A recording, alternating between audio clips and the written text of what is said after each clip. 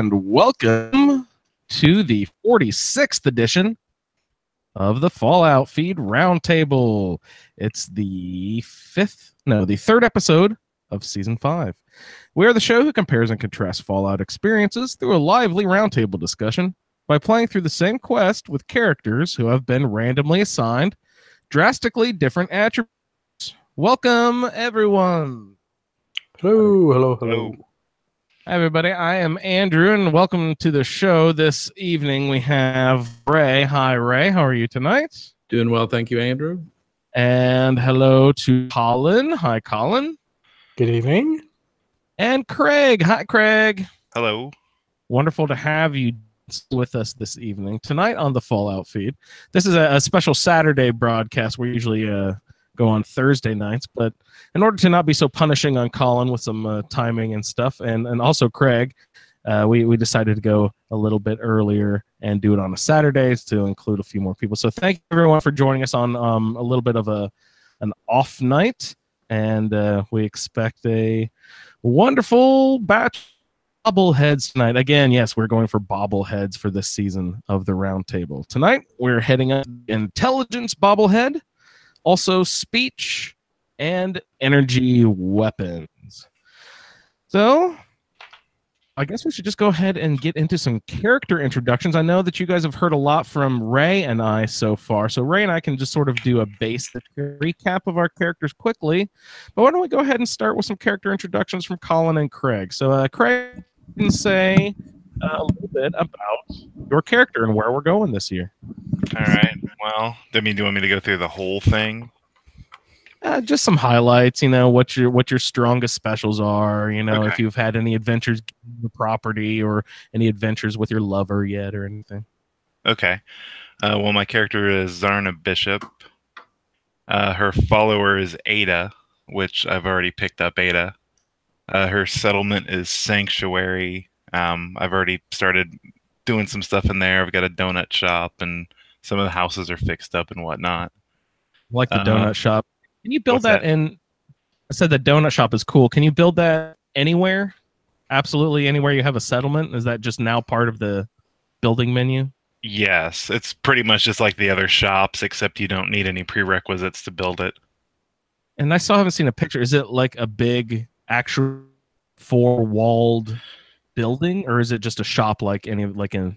No, it's a bunch of pieces that you can fit together to make a building, or you can just set out a counter for somebody to work at.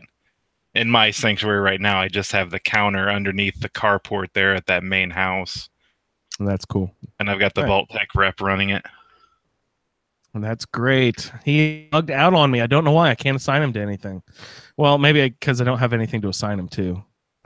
Yeah, maybe. He seems pretty happy running the donut shop. Yeah, he sits. I put a TV because he just sits on the ground there, the same spot every time. So I just put a TV down there for him so he can have something to do. Because I don't have local leader too, so I can't fucking shop of any kind. So he needs something to do. That poor guy. Yeah. All right. Sorry to interrupt, Craig. Go ahead. Okay.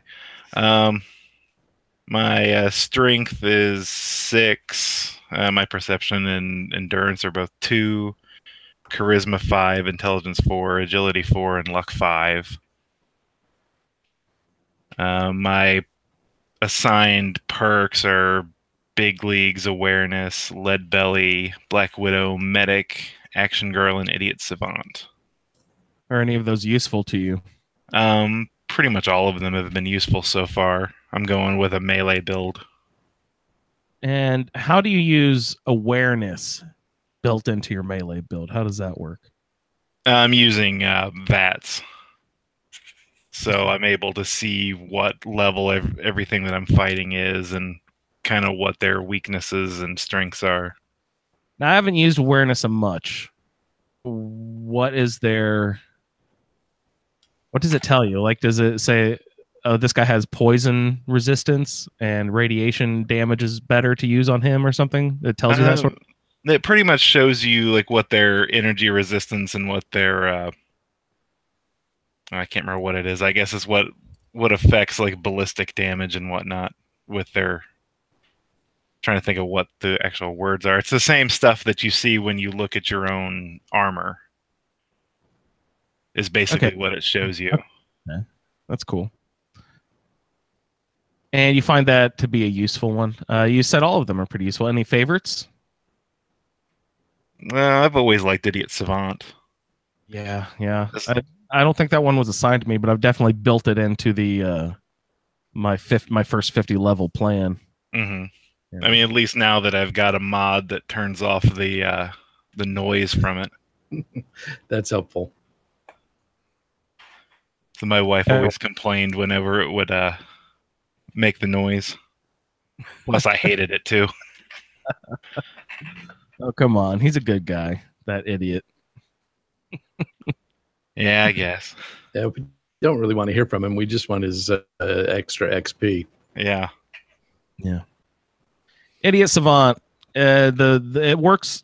It chimes in more frequently the lower your intelligence. If you have an intelligence of 10 and the third perk of Idiot Savant, which would you? I mean, if you had either or, would you be earning more XP over the first 10 levels for? Do you think? Like if you had level 10 intelligence, so you're earning way more XP than level 0. Idiot Savant gives you 3 times or 5 times, I think.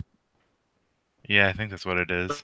Average out. I mean, if you have Idiot Savant, are you literally leveling up 3 times faster than a normal person, or does it hit so often that?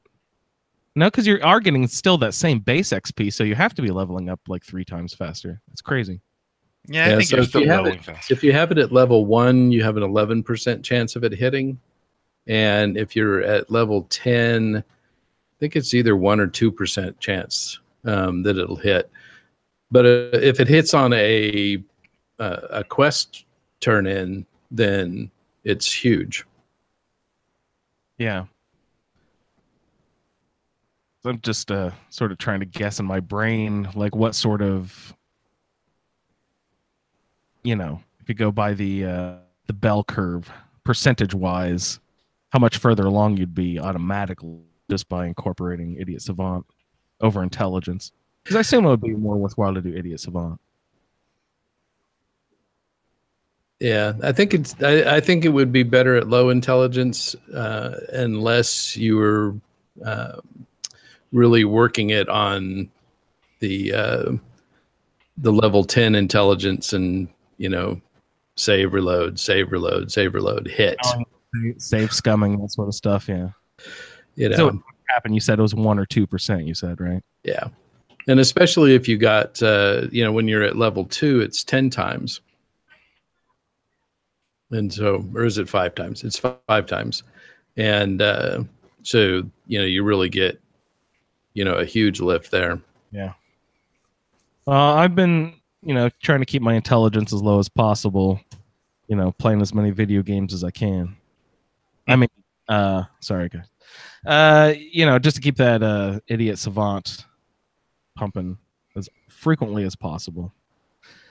Craig, what else you got for your character? Any adventures with the Ada? You kill the mechanist and all that already? No, I haven't done that yet. I've pretty much just picked Ada up and then took her along with me so far. That's nice. I like Ada. Ada's cool. Ada's tough. Yeah. If you can carry a shit. Yeah. Yeah, I was in previous playthrough. I had her with that's the one you get at Finch Farm. That weapon you get at Finch Farm. You can equip her with the shish kebab. You can equip her with one of those, a similar type of thing, but with one of those one hand, and experimental explosive machine gun that can break sometimes.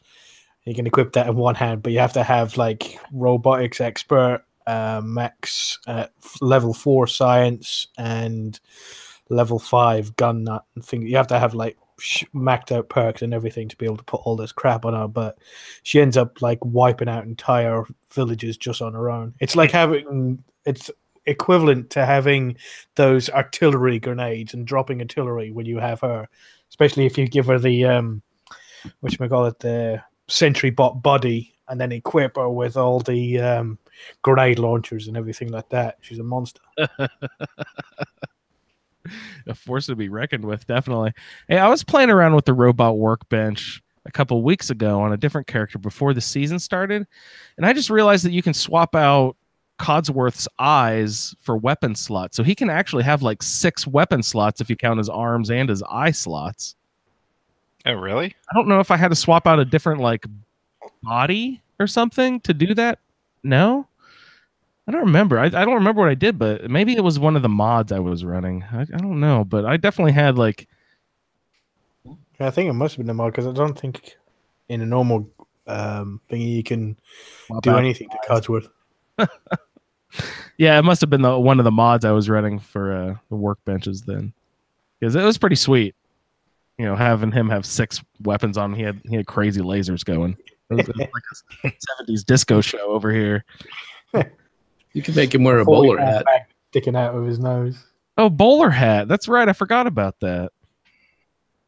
That's so cute. So cute. Good hats. All right. Craig, thank you for your character introduction there. Anything else you wanted to mention? No, not right at the moment. Okay, sounds good. So you are doing a Twitch run, but later in the season, right? You're doing the science bobblehead up at Correct. the middle school. Okay. All right. So we will go on and say hello to Colin. Would you like to tell us a little bit about your character, sir? Evening, guys. Yes, please. My character's name is Billie Holiday. She's a female. She got... I think I remember the stats. I think it was a strength of 9, perception of 1, an endurance of 5, charisma of 1, intelligence of 8, and I think it was an agility of 2 and a luck of 2. That's what I got assigned, but I've changed them all about. So I've now got a strength of 9, perception of 2. That was the bobblehead we got last week. I now have an endurance of 9 and a charisma of, I can't count that many stars. Looks like 7 maybe. And now an intelligence of 10. And an agility of 4 and a luck of 4. Pretty much the perks I've got assigned were Iron Fist, which I've got the first 4 ranks in that, just waiting to get the next one. The last one, should I say. And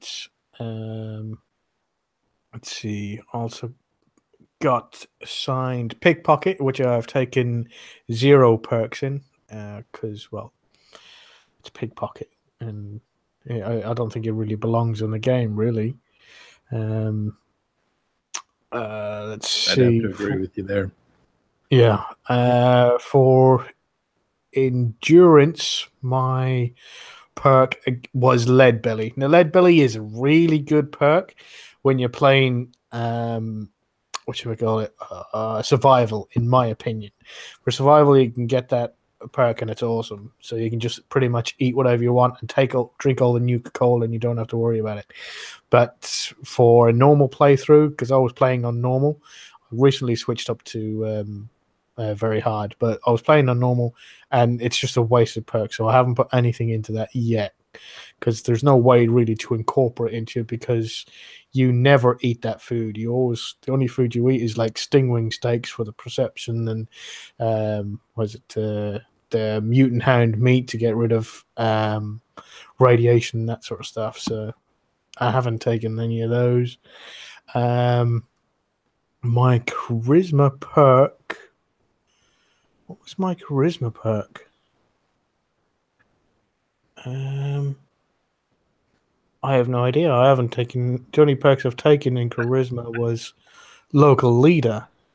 Yeah, that's the one I miss, man. Yeah, I got the 2 ranks in that, so I can do crap with my... Because although I'm playing on PC, I'm unmodded because my was it Fallout 4 installation on my PC is completely fucked. I can't mod it. It just ends up dropping down to like 15 frames per second or something like that. Something stupid.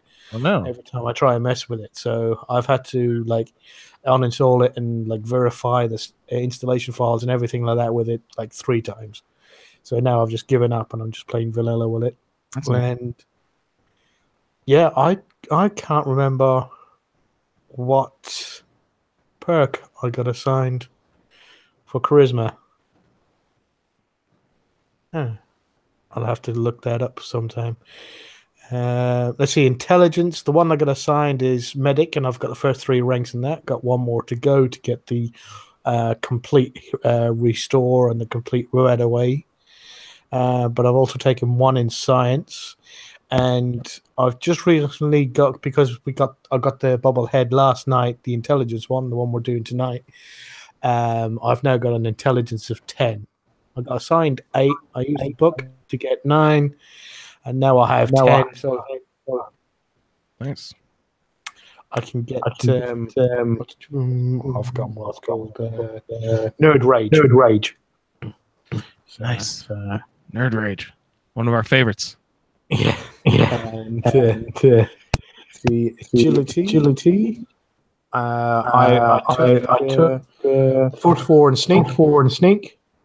Andrew, we got a big Dollar. All right, It's I'll be right bouncing back. out I'm of gonna yours. log off. Bouncing out of yours. I'll be right back. And is it gone? Yeah, it's gone. Yeah.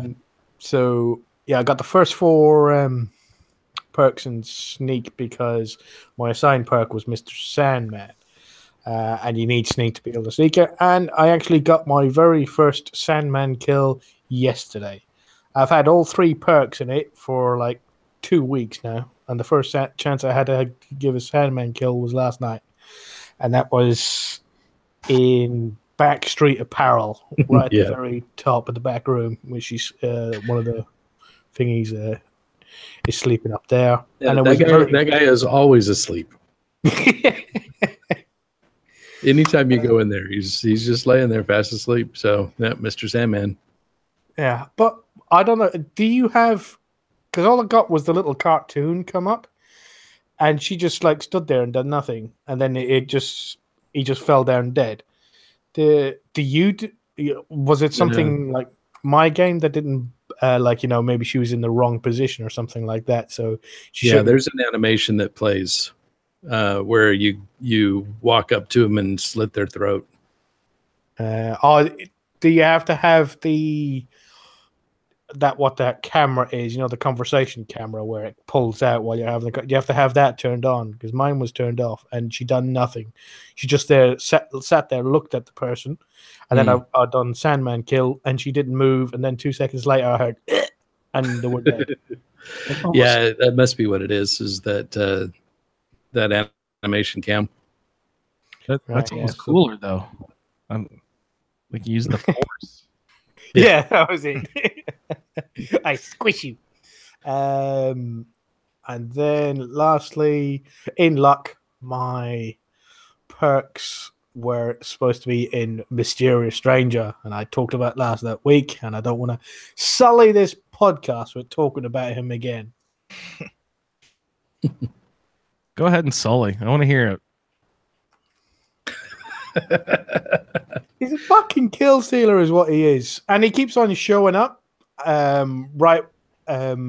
just as I'm killing something. Because I'm using melee and I'm like right up against him, he doesn't have a chance to get his shot off. So like 9 times out of 10 when he shows up, the thing's already dead by the time he takes his shot.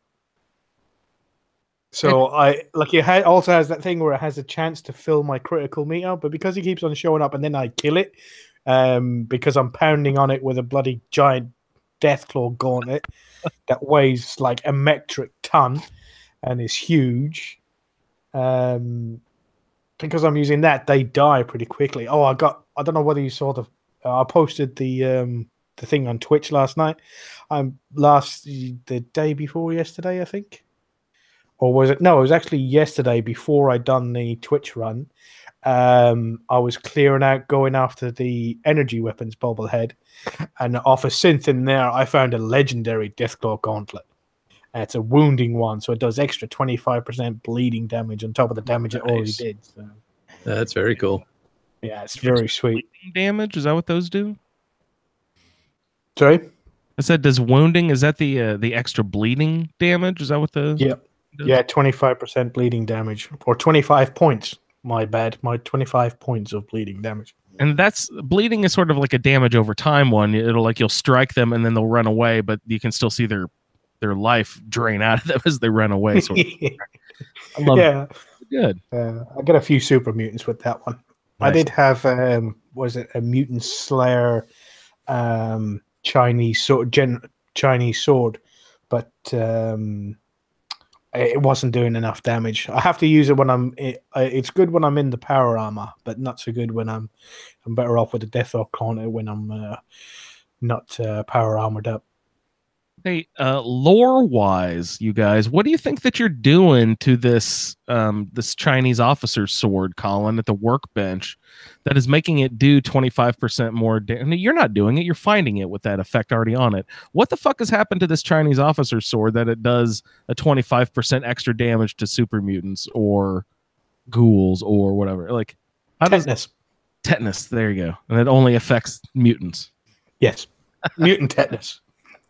It was out in the sun, and a dog peed on it. Oh, good job, dog meat. Yeah. Good one. Okay.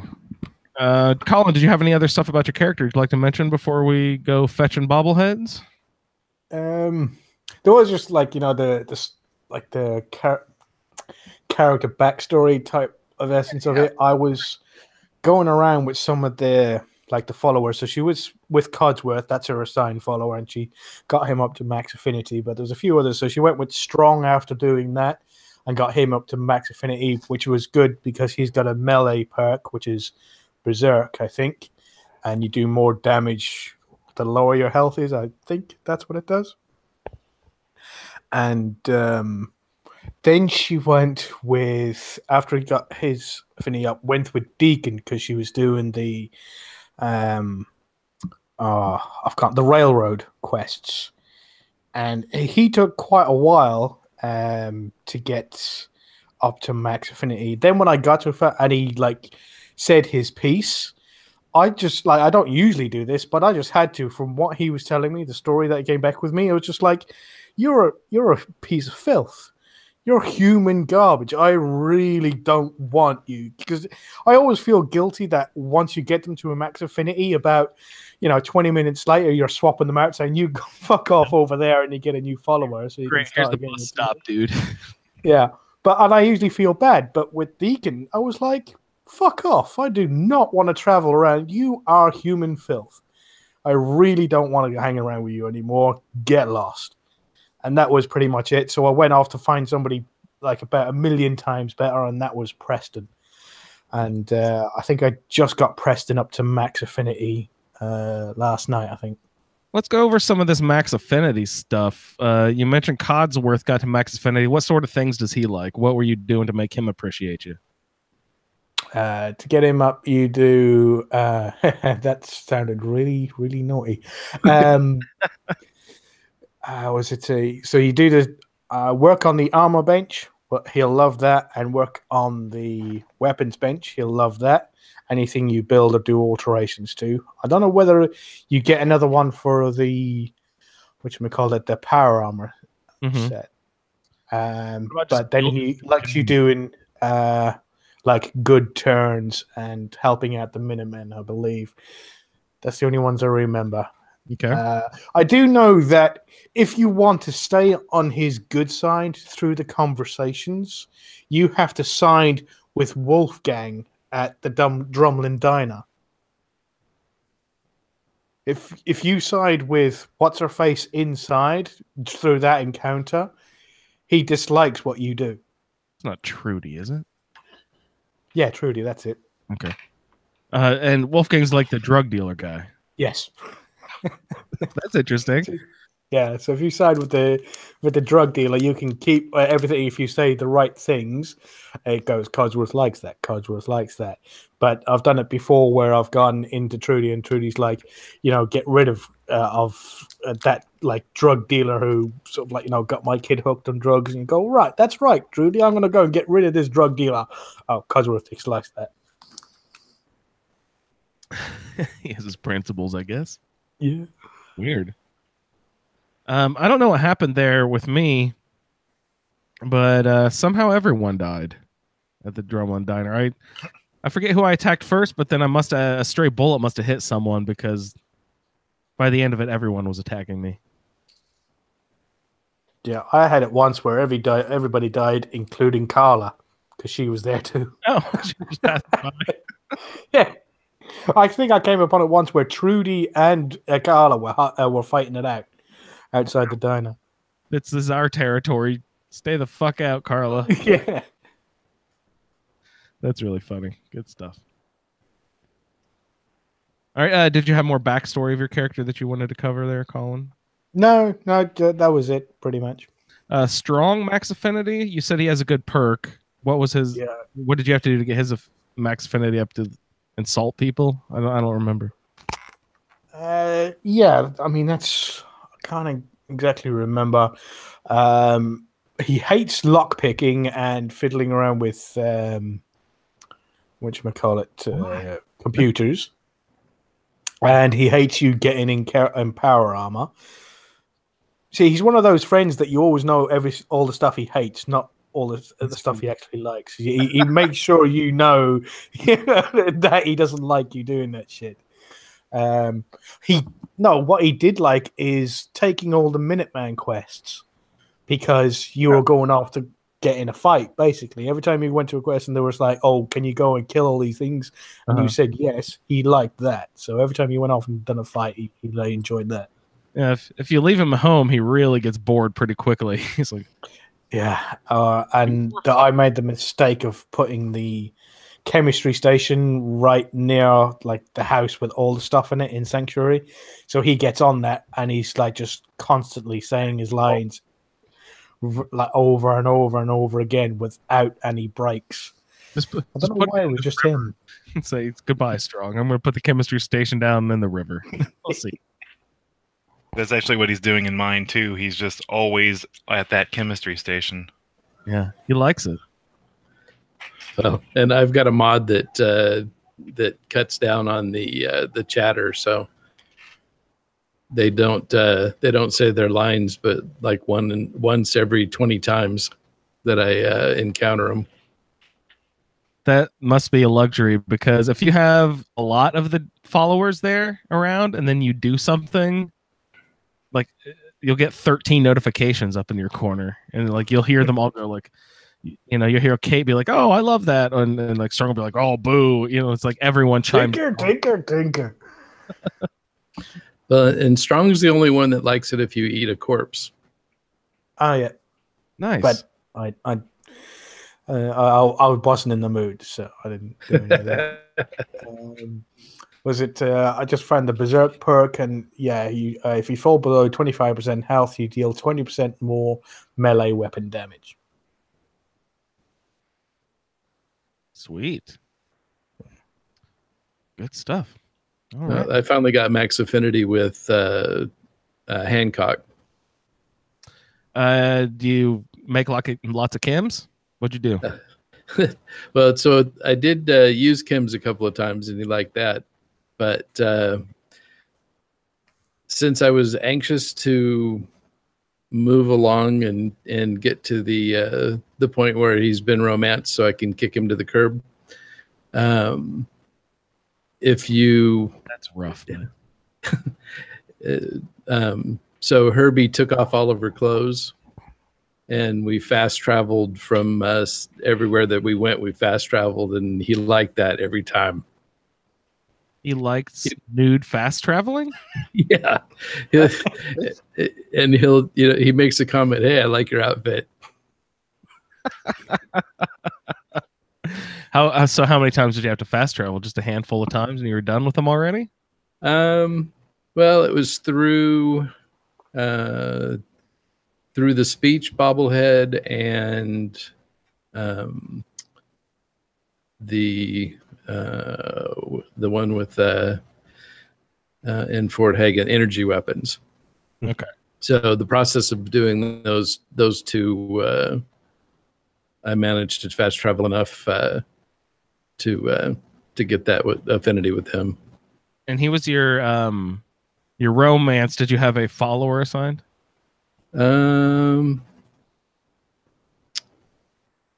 He was both.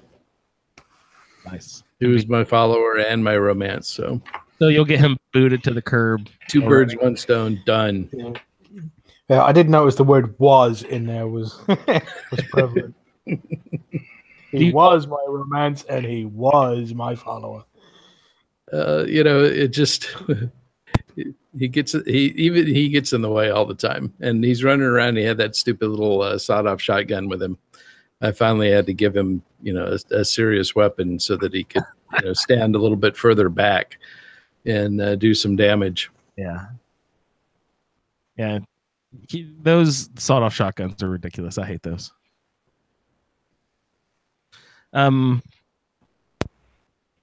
You won't have anyone else in tow for the rest of the game if I know Ray. True. Did you put Hancock back at your settlement so that you get the lover's embrace thing every time you sleep, or did you send him back to good? No, I sent him to a settlement. Nice. Yeah, take advantage of that. Hey guys, I'm in love with the pommel horse and the weight bench that someone pointed out in the Facebook group a few weeks back. They're the best damn things ever for getting your happiness up. You don't have to do anything, and you're sitting at mid 80s automatically. Put enough of those pommel horses in, and you get to see all your settlers do crazy gymnastics. It's really fun.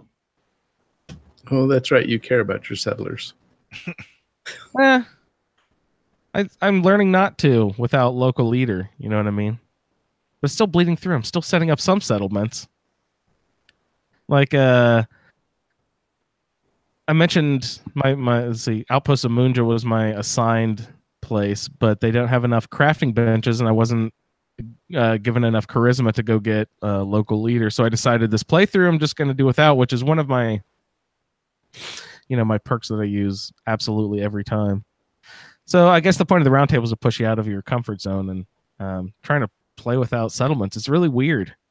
Like, what do you fill your time with? I'm doing lots of side quests and stuff so far. Yeah. I've actually killing things. I've done some stuff with some settlements that you usually don't do. You're usually not a big builder. Yeah, well, 1, 2, 3, 4, 6, 7, 8, 9. Wow. It's like 3 pages long. 9, 10, 11, 12, 13, 14, nice. 15, 16, 17, 18. Yeah, it's about 22. Well, you've got the majority of them now. You're over half at least. 2/3 of the way through, probably. I think there's 30 some, aren't there? Yeah, I think so, like 33. And the lowest one I have is 50, and that's Grey Garden, because it's just all the robots, and that doesn't go up or down. Can you make robots happy? I've made Codsworth happy. Yeah, that's true. I got him up. I was going to say something then, and it's completely gone out of my mind. Carry on. It's quite all right. Well, we'll go ahead and switch modes over to bobbleheads. Well, I didn't say anything about my character. Right now, I've got her up to, gosh, I'm opting with my armor. You guys, I don't know how you play this. Since I'm with a railroad in this playthrough, I've done absolutely all the Tinker Tom things. How many Milas will he hand out? Because I think he stopped giving me Milas. I think he's done. He stopped giving me Milas too. Oh, I thought he kept giving them. I was doing so many damn Milas, and then he just stopped giving. I don't know when he stopped. It felt like around 15 or 20, somewhere in that ballpark. Yeah, they probably only put so many of those little wooden planks around the buildings. Yeah, so there's only so many places. It was right around.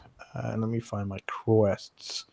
It was I've forgotten the Randolph safe houses. I think when I got to like Randolph safe house 4, I think that's when he stopped giving them to me. So, okay. So you think it's more not to do with how many you've set up, but where you are in the railroad quest line? No, it's because I was doing them with him and going back. So, I've actually got them listed here.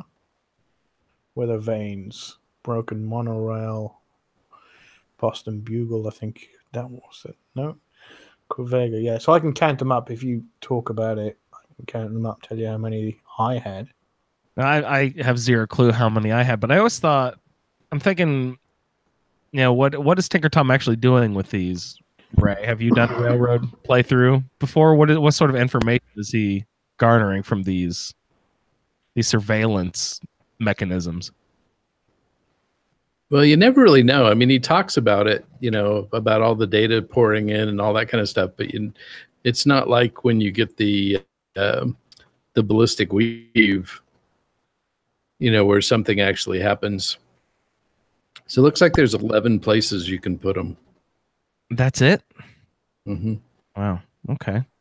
And then I thought that maybe I was missing something. The data he was collecting was the information that Pam was sending you to those. Where'd she send you? She sends you off to get stash. To the MIA stash, yeah. Yeah. No, they're completely separate.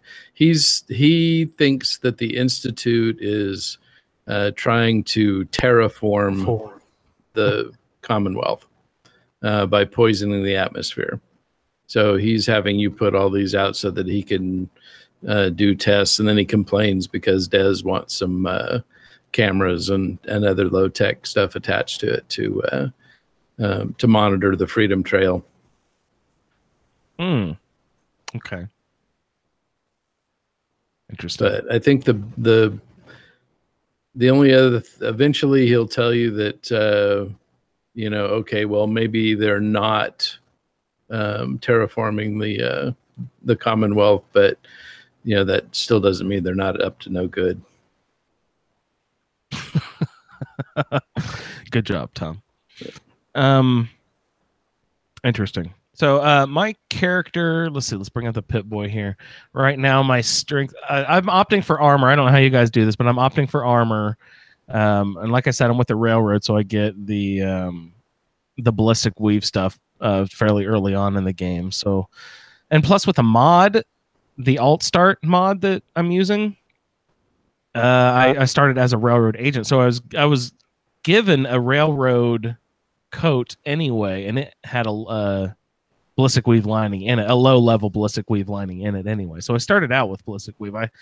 So most of the early game on, my armor wasn't, that I would find, but my coat was already better then. But I'm at the point where the armor I'm finding now is better than the armor that I'm wearing, but the perks that are on the armor that I'm keeping are like the Wastelands champion armor stuff, or the one that gives you like +1 agility and +1 perception. Those are the things I'm concentrating on more so than the actual defense levels. I'm concentrating on the perks that the armor gives. So that leaves me with a strength of 8 and perception at 11, endurance of only 2, charisma 7, intelligence 4. I'm trying to keep that low because I've got the idiot savant. Agility of 7. Yeah, my perception and agility are the two I'm concentrating on if I get the those categories and any clothing or armor. And then luck of 8. So I could get my luck perk. Yeah, usually one of the hardest times I have is if I have an idiot savant playthrough, not grabbing the intelligence bobblehead, because that's one of the ones that I go for early on. Yeah. I love that. I love that quest to get it, and trying to remember, don't pick it up, don't pick it up, don't pick it up. And so many times you just run in that room and grab it. And you're like, oh crap. But this time you had to do it because it's part of the roundtable. Part of the assignment. So speaking of which, why don't we go ahead and talk about the intelligence bobblehead a little bit? Craig, would you like to tell us a little bit about your adventure down to where we headed to pick up this bobblehead, sir? Well, I started mine in Good Neighbor, going to Daisy, and she gives you the quest to return her library book. And I think she talks about clearing it out as well. I don't remember exactly. Daisy, the vendor over in Good Neighbor, Daisy? Yes. Wow, that's a long trip. Because she talks about how when she was a little girl, she liked to visit the library. So I headed over to the Boston Public Library, and this time around I did something different. I actually went in the doors that are in the subway. And when you get in there, there's just a bunch of dead super mutants. Well, inside the subway, there's a bunch of super mutants. I think there was a couple suiciders on mine that are really hard to avoid when you're in a subway tunnel. Mm-hmm. That's what followers are for. That is true. Luckily, I have 2 of them. And I finally found the door, and then I went inside the library, and that's where I found a bunch of bodies. And I found a bunch of protectrons that were up at the top that had killed them all. And then basically I just went through and killed everything that was shooting at me until I found the room where the bobblehead was. All right, who's the main bad guys in there? What like race of bad guys are? Well, it depends on how you get in there first, isn't it? Yep, it does. Wow, that's awesome. Tell me about that. How does that work? Well, if you pass the speech check to get in through the door, then the only bad guys that are in that you have to go up against are the super mutants. But if you break in, if you use lockpick to get in the door, that means you've broken in, and that means that the robots are after you as well. So you have to kill the robots and the super mutants. Whereas if you and the turrets check, sorry, yeah, you've got turrets in there too. Mm-hmm. So they'll be on your side if you pass a speech check, and it's a really funny speech check as well. I love it. So it's oftentimes hard to hear what the intercom comes back with, but when they ask you, the intercom asks you what, you tell it that you're a employee, so it asks your employee number, and your option is to say 1, 2, 3, 4, 5, 6, and then you pass. And it says, "Welcome, Mr. Mayor."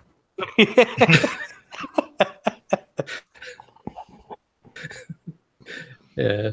So the infosec in me got a chuckle out of that one. Definitely.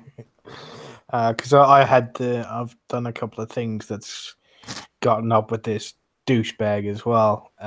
Was it the ones out by the construction site by Medford Medical Center? You got where all those super mutants are there, and you find the little bunker that's got the Ripper in the shed.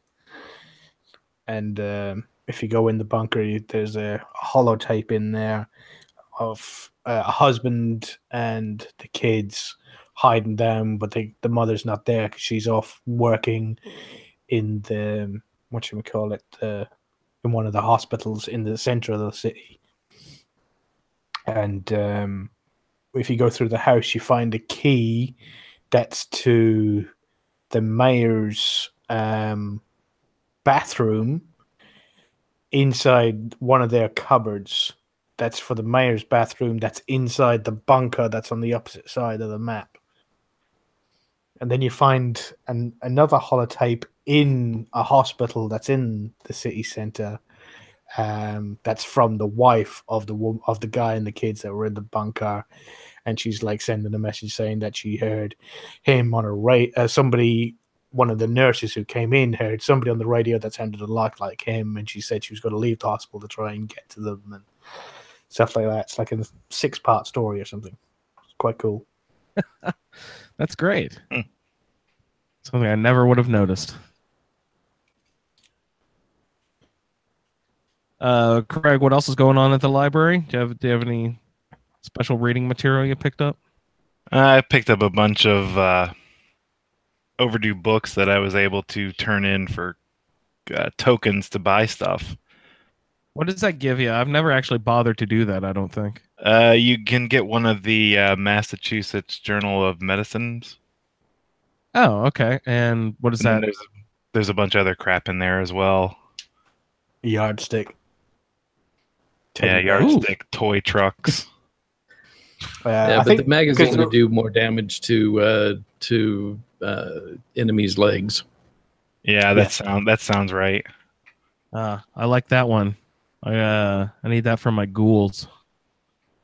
Yeah, just recently learned you shoot at the ghoul's legs, guys. I don't know how long it took me to learn that. Yeah, with your agility and perception is quite high. You can get the weapon that Deb has at Bunker Hill. That one would be awesome with that. What does, I think it's 25% extra damage, limb damage or something like that. Ooh, nice. I've gotten the deliverer, right, since I'm doing the railroad thing. And the shots that I can get there's more shots than will register on my AP meter. Yeah. Like go off the end of the AP meter. Looks sweet. And it does lots of damage. I'm surprised that the pistol, like I don't know how much more I can max it out damage wise, but it's I can probably max it out more through like bloody mess and stuff like that through perks. But as far as mods on the gun itself, I think I haven't maxed out as far as it'll go. It's a nice little weapon. I've never done a pistol playthrough before, you guys. This has been really nice. I have an energy weapon pistol and the deliverer, and it's been like sort of flip-flop back and forth. I like that all of these pistol bonuses go for both energy weapons and ballistic weapons or whatever, bullet weapons. That's cool. I'm having fun with that. Yeah, and if you get that gun that Dance gives you for completing the ArcJet quest, you can take that to your bench and put a pistol handle on it, and it becomes a pistol. So if you have a gunslinger build, you can still use that for the extra critical bonus. Oh, nice. I never thought about it. It's been so long since I've gotten play along with Dance. I don't cooperate with the Brotherhood too often. Yeah, I got the Brotherhood of Steel, whatchamacallit, the bug, the one that you get at the police station, because I sort of like heard the thing. Well, basically I ignored them until last night, and then when I finally got there, because we'd already done the quest at Hagen, so I went back and so that now they're just standing outside there where all the ghouls dead, but they're still saying that there's more ghouls. So I tried to advance the quest through the the console, and now he's bugged out at ArcJet. He just keeps on standing there. He won't run all the way and go in through the. Well, actually, he did. He ran through the door of ArcJet, and then he turned around and ran back out again and back to the bloody police station. I was like, that's pretty sweet. Fucking Dance. Later, dudes. Yeah, that's just call him Dents. Yeah. All of the guys were dead when I got to the library. I don't know what happened. I guess the robots turned on the super mutants or something. All the super mutants were dead when I went inside. There's a second wave. You have to. I think it's when you either when you read the terminal or when you pick the key up. It's one of the two, and then that activates the second wave of super mutants. Oh, maybe I just grabbed the bobblehead and bailed before the second wave hit or something. Yeah, did you pick up the key on the desk that opens up that little closet where in the computer room? Oh yeah. I mean, this time maybe not, but I do know what you're talking about. Yeah. Yeah. So Yeah. if you just dash in and get Bobblehead the and gem. bobblehead and run out, you're all good. Yeah. Everyone was dead, and I was just kind of like, okay, that was interesting. Later. No, but yeah, I had an easy time in and out. I need to do those. Return those books sometime. It's just one of those things I've just never done. The overdue books. Yeah, you get a few of the book return machines in different places. Like the one that's near, I think, is it Revere Station? The one near the beach. You got a Nice. Raider. Yeah, where Yeah, all there's the one in raiders there. are. Yeah, and in there you've got one, and inside the machine there's like, I think there's a grenade or a grenade of some sort, but he's put loads of weapons in there that you can buy, and they've all got book return tokens on them. All the raiders there, and I think in one or two of them you get a fusion core somewhere. Also, Nice. I think I got a fusion core for bringing that cat back to Vault 81. Ever Oh, noticed that sweet. before? Right on. Oh, Colin, you were getting the intelligence bobblehead for the Twitch run, correct? Yes. And wait, did you say you posted that the other day? Yeah, I posted that last night. Right on. So we will go over to Twitch.tv/ASA podcasting and follow along, everybody out there, as everyone starts posting these different bobblehead runs. Thank you so much, Colin, for posting that for us. We will definitely. It was a lot of fun. I was punching stuff and throwing grenades with Preston, both of us in our power armor. Me and my XO1, because I went down to, was it just outside where it's right down central Boston, but I don't know the area myself. So it was like something 35. It's not on the map, but it's something 35. And you go in there when there's like robots and raiders outside. You go inside and then you go up a lift and then you come out and then you're on this open deck area and you walk around that for a bit. And then all these lights start going off and sirens going off. And then out of this left gate, an assaultron comes out, and out of a right gate, a sentry bot comes out and starts kicking the shit out of you and your follower. And then you have to run away and hide and sort of like try and. But eventually, I took them down, and then there's two buttons in either the gates that they came out of, and you press those two buttons, and it opens up these gates to where this power armor was hiding. And inside there, I had a complete set of XO1 B, I think. Oh no, What? XO1 Mark II, because they're Mark 1, 2, 3, 4, 5, and 6, I think. And I was still only like level 30 or something. And I was like, shit, yeah. Wow, that's incredible. Yeah, so you got to go up. I think the minimum level you can get that at is at 28 or 29. If you go before that, it's 51. Yeah, it's leveled, yeah. So that was pretty sweet. But I invested like the last 4 perks that I got. I put them all into Armorer, which I usually like to do a lot earlier on, and I should have done, but I was trying to avoid it. But the last 4 perks, I put them all into Armor and got all 4 perks, so they're all completely maxed out at Mark 6, and I think Preston was in T45 F armor as well. So he took a super mutant suicider right to the face, and he didn't even flinch; just carried on going, plowing through with his power armor. It was awesome. Attaboy, Preston. Everyone gives that guy such a hard time. He's one of my favorites. His perk is awesome as well, I think. The call in some extra Minutemen, right? No, if you're outnumbered 3-1 or more, you gain a damage bonus. So when you're facing all those synths down at Hagen or places like that, that's true. Yeah. Or is it? There's my perks there. Outnumbered, I think it was For called. some reason, I thought it summoned a couple extra Minutemen too, but I could be wrong about that. Yeah, Yeah. no, that's the isn't that Flare the gun. flare gun? Yeah, Yeah, United We Stand is Preston's. yeah. There we go. United We Stand is you deal 20% more damage and gain 20 damage resistance when facing 3 or more opponents.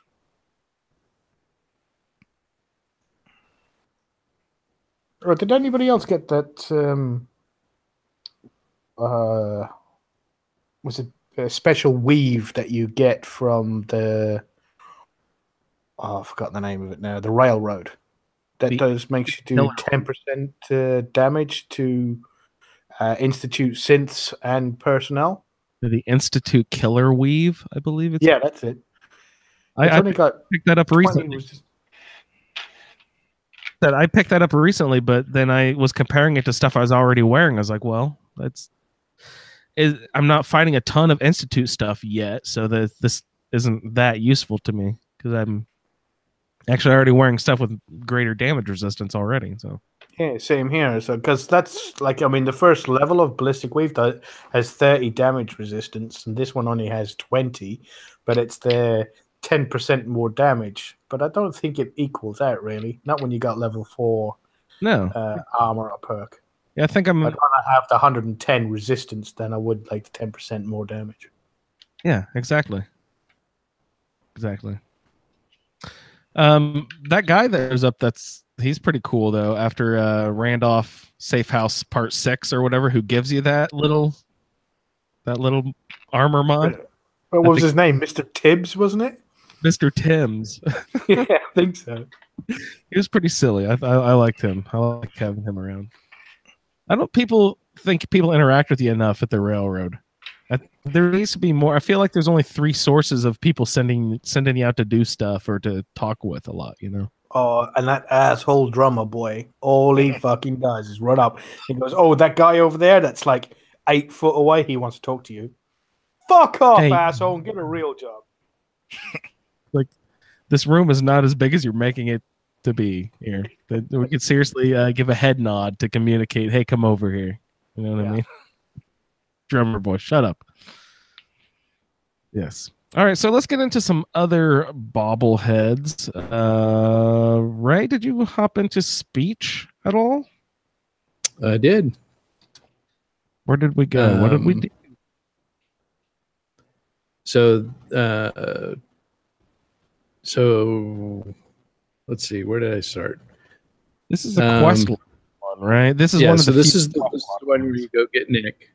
So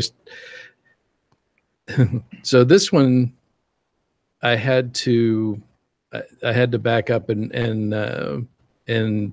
do a little bit for. So since I used the Start Me Up mod, I started outside the vault. In order to get moving forward with the quest with Nick, I had to actually go back to the vault and find the corpse of Nora and get the holotape that had the recording of the kidnapping. And then now my character is investigating the kidnapping of a child from Vault 111. Oh, the mod. Okay, I see. It's placing you as a detective in a missing child case now. Right, because since I'm not the parent, because I didn't start with the vanilla start. That's interesting. It has a mechanic to allow you to follow through with the main quest. And so went and got the tape and listened to it and kicked it off, and then that let me move forward. Went into Park Street Station, made my way through all of Skinny Malone's goons, and just for the fun of it this time, I sat down and Dino up at the, who was giving Nick the hard time through the window. I had a sniper rifle, so I just crouched down and popped him in the head and so he never saw me coming. Dino's the big bad guy at the end there. Well, no, he's the guy that's standing outside the room where you release. Okay. We're standing in front of Nick's door, you mean? Yeah, in front of the door with Nick. So went in, got the bobblehead, and then of course you've got to make your way out with Nick. So went through the rest of Skinny's guys. Little awkward moment.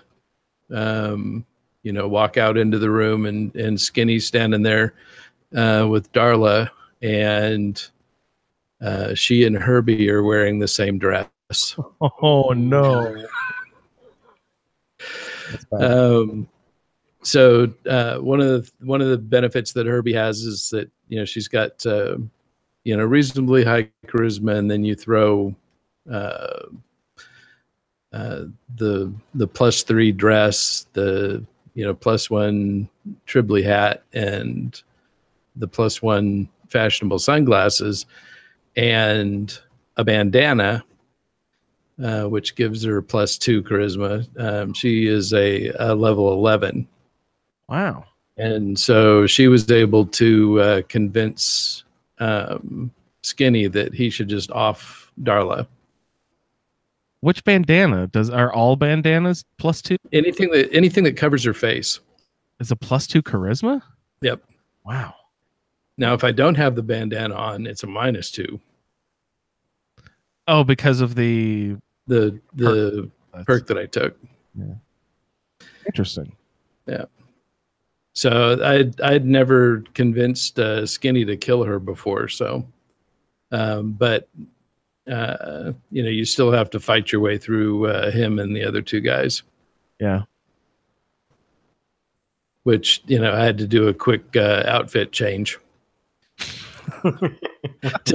to get a little protection with all the bullets flying. I would bet. And I didn't want to be wearing the same dress that dead woman had on. Like, hold on, everybody. Let me change real quick. Nice. Craig, that was my run through. Craig, do you have anything fun happen with the speech bobblehead?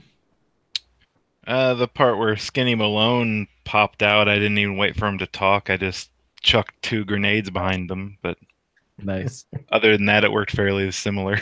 I did the same exact thing. I just killed everyone, but even before the scene loaded, and it bugged out on me. I couldn't proceed. I don't remember how it prevented me from proceeding, but I couldn't get out or something. So I had to reload and then let them talk, and then I killed everyone, and then I was allowed to proceed. I forget how it prevented me. I don't remember exactly what happened there. Something bugged out. Maybe I had to crash the desktop, I think, when I killed everybody. I think that's what happened. Was it with mine? Usually, because Billy's kind of got 2 builds, because she's got so much sneak and was it Sandman, so she can do lots of damage with silenced pistols and weapons. She can do sneak through everything. So usually when I'm fighting humans and ghouls, I go in sneak and wipe them all out that way. And then with super mutants and raiders, she likes to go in there with either just the armor that she's got on and the Deathclaw gauntlet and just like rip through everything, or she goes in there with power armor and just the fists, because she's got the it's not the Tesla bracers, it's the other ones. Tesla bracers or rusty knuckles or something like that. Hydraulic bracers. That's it. I don't know anything about these hydraulic bracers. What? Tell me a little bit about these. Hydraulic bracers is a mod you can put on the arms of power armor. Does more unarmed damage. Because this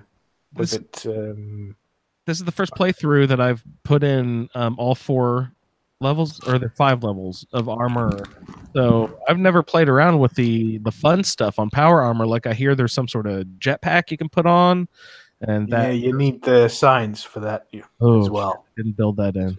You need 4 science as well as the 4 armor to get all the doodads.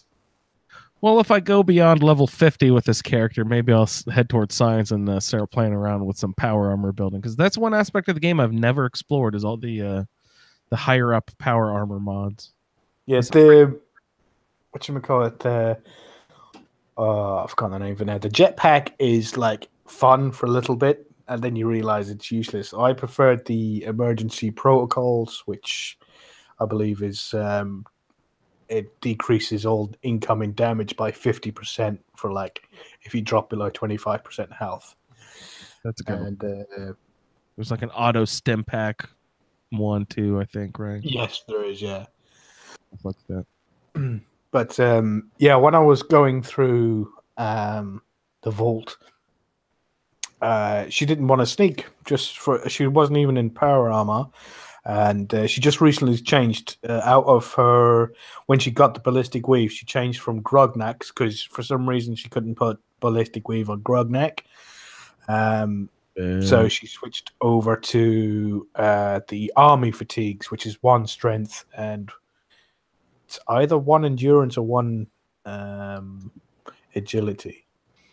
So she put the army fatigues and then she dumped a load of ballistic weave on that. And she's now got a heavy leather chest piece on, which shadowed, which looks pretty cool. Nice. And yeah, so she just ran through that and then just slashed through everything with her Deathclaw gauntlet, apart from Dino, who is it Dino? I think it's Dino. The guy who's having a go at Nick. Outside Nick's. Yeah. Yeah. Yeah, I also sniper rifled him right to the back of the head. But it took me 2 shots instead of the 1 because it's one of the pipe rifles, which has got the 50 on it. But I couldn't get him in 1 shot. But I did get a nice VATS second shot when he was hiding behind one of the crates. Nice. But she loved. She wanted to go. She didn't do any speech check or anything like that because she wanted to go head to head against Darla. Darla with a baseball bat and Billy with her Deathclaw gauntlet. It was a quick match. Awesome. Sounds good. Great. Getting in. Anybody wake up Swan? Don't you wake up Swan near there? You can do, but I didn't. He does have a fairly decent Got that power fist. yeah, he has a good hand-to-hand weapon on him. So I know Juan really likes that one. It does increasing damage the more times you hit the same target. I think it was. Yeah, something like that. Or no, yeah, I think you're right. Yeah. I like waking up Swan. Now that I know about that stupid cheat where you go down to the base of the tunnel where he can't hit you, you just sit there and pop your Just have to remember to bring bullets. Yeah, pick whatever gun you use least. You know, like if you bring a pipe rifle and lots of little 38 ammo and plunk them off, it'll take you 20 minutes or so, but it's fun. Actually, the first follower I gave a gun to was Preston. All the rest of them I just left with their normal crap. Yeah. Apart from Strong, I gave him a stunning, super sledge. The rest of them all just let them keep their own crappy weapons. Apart from Preston, and I just handed him like 2,500 45 rounds because I haven't been using them because I've been using hand to hand. It was like, oh shit, yeah, here, just take them all. And I found this Assassins. Are they red rifles? The ones that you get in Far Harbor. Yeah, the radiation rifles. Yeah, well, I got one of those off of something. I haven't even been to Far Harbor yet. Got one of those off it, and it's the Assassin one, so it does 15% more damage against humans. 2 of the fucking Randolph House quests, Colin, they sent me to fucking Far Harbor. I didn't get none of that. I've done loads of Minutemen quests and all the Randolph ones and sort of like the Mila ones and all that, but they haven't sent me to Nuka World. I've avoided. They did send me to Watts Consumer Electronics a few times to do the pickup, the report. The safe drop. Yeah. The dead drop. To pick that up, but I managed to avoid getting anywhere near Ada because I just didn't want to jump into that quest yet. I ran into 3 times in a row to the dead drop. There were like leveled Yao Guais sitting by the mailboxes every time. I'm like, what are you guys? Are you hiding honey with the fucking dead drop? What are you doing?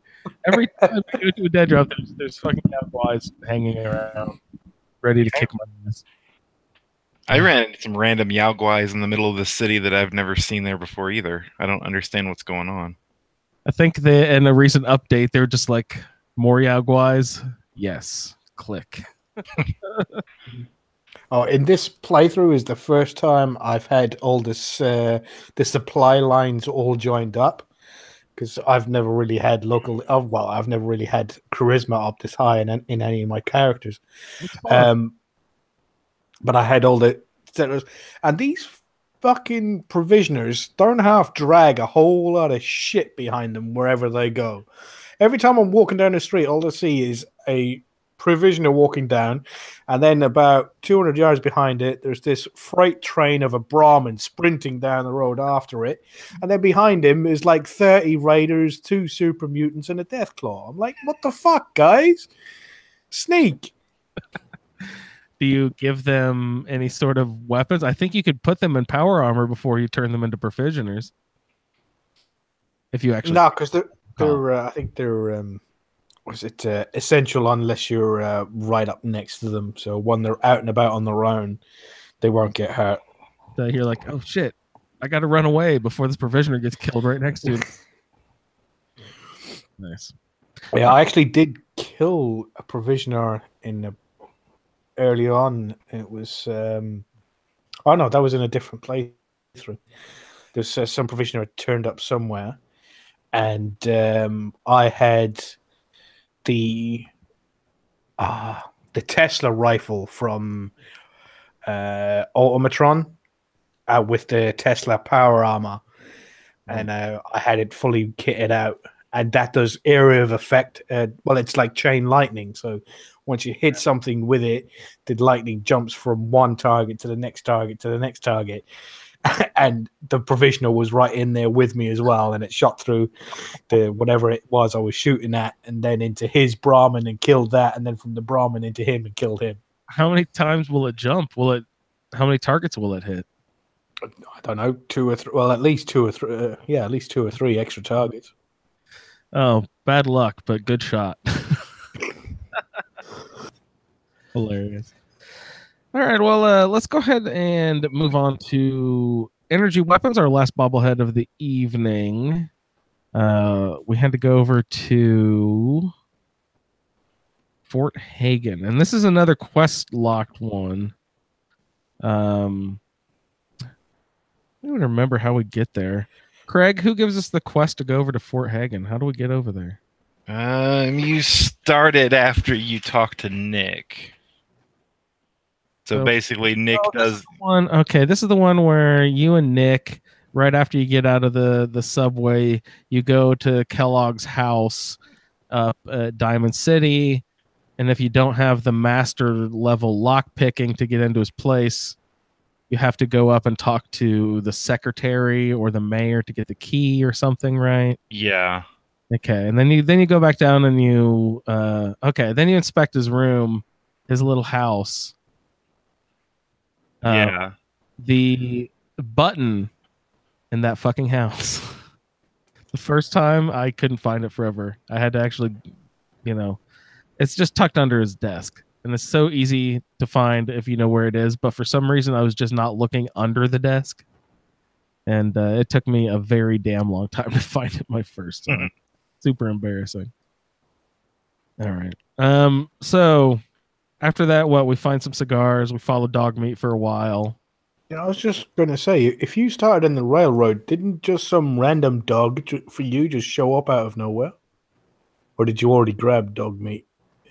Like in a, did you go up by Sanctuary in that? Yeah, I ran up by Sanctuary and grabbed dog Oh, meat. yeah, How else would if have he appeared? Would have he just appeared there? that's what I'm thinking. I mean, if you've never been to the Red Rock, if you come out of the thingy, went to Codsworth, took the thing, and then ran off, like literally to Diamond City, can you continue through the quest without having to go to? Yeah, because Yeah, I'm because in sure there's a mine, way you can. I never picked up dog meat, and so um, when I got out of that, when I was talking to Nick, he said, shoot, I can't remember how they changed his lines. The Start Me Up mod changes a lot of lines because of it. If you don't start the regular way, it just completely eliminates all of the general references to Sean, and it also Nick says that he knows of a dog and dog meat standing outside the door when you open it up.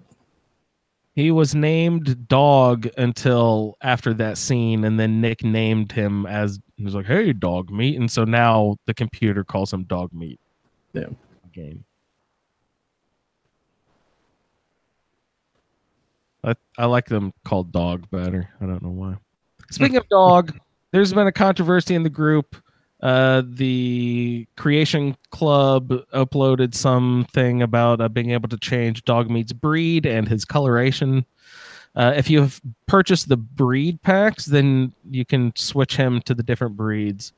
I've not purchased the breed pack, so I can't do that. But you can do the option where you're supposed to be able to change his coloration. And I have played around with that a little bit, and I have not been able to get that to work. But I did notice that someone, I think maybe Freighter, uploaded a video about how to do that in our Facebook group. So maybe I'll look at his video to see if I can figure out how to get him his coloration change. Craig, I know you mess with the Creation Club stuff. Did you do the dogs at all? Yeah, I downloaded the free one. I didn't buy any of the other dogs, but I've got Dog Meat to where he's got kind of grayish fur.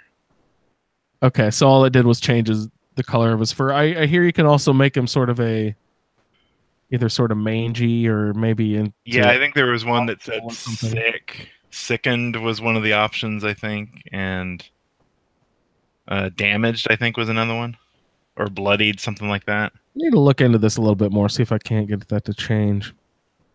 You have to take it to the armor bench and change it there, and then you have to put it on him like it's armor. Whip it on him. Okay, cool. I'll mess around with that a little bit. Yeah, I had him as a red cattle dog for a while. Through some sort of mod? Yeah, just a regular mod. Yeah. Not through the Creation Club. That's fun. I've heard of, I think, blue cattle. I don't know if I've ever heard of a red cattle dog. Is that a real thing? Yeah. That's nice. That's fun. Yeah, he was still annoying. Yeah, I was gonna say, how long did you tolerate him being with you there? That's crazy. Of course, the intelligence bobblehead earlier was a +1 intelligence. The speech bobblehead, however, with these others, the ones that aren't special categories, they give you different sort of bonuses. Do you guys recall what the speech bobblehead gave you before we move on too deep into energy weapons? I think speech probably helped out. Speech. Yeah, I would have thought it would give you easier speech checks and stuff, but in the vanilla game, it says here it is. The speech bobblehead gives the vendors +100 caps for bartering. Like, what? That sucks. But I'm running a mod. I think it's called Better Bobbleheads. I don't even remember what it's called. Yeah, Better Bobbleheads, and the speech in that one gives you speech checks are made easier, like would be, logical.